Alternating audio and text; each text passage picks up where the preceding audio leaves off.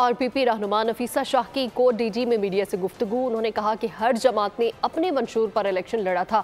हमारे मंशूर पर तब अमल होगा जब वज़ीर आज़म बिलावल भुट्टो जरदारी बनेंगे। जीडीए को चैलेंज किया है कि सिंध में धांधली का सबूत पेश करे और कहा कि जीडीए ठप्पे नहीं लगा सकी, लिहाजा रोना गाना शुरू कर दिया।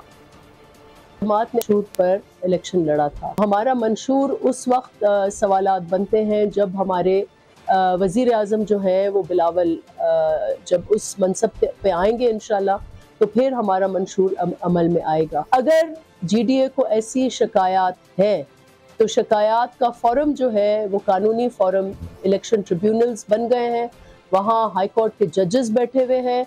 और फिर अगर अवाम की अदालत में आपको जाना ही है तो आप दिखाएं, पहले तो आप प्रेस कॉन्फ्रेंस में दिखाएं कि कहाँ आपके रिजल्ट्स जो है वो ऊपर नीचे हैं, कहाँ इन रिजल्ट्स में हम आहंगी नहीं है। जो ये कह रहे हैं कि हमारे साथ सिंध में धांधलियां हुई हैं, तो एक सबूत भी नहीं लेकर आए जो उन्होंने दिखाया हो कि कहाँ उनके साथ ज्यादतियां हुई हैं, कहाँ धांधली हुई है, कहाँ ठप्पे लगे हैं।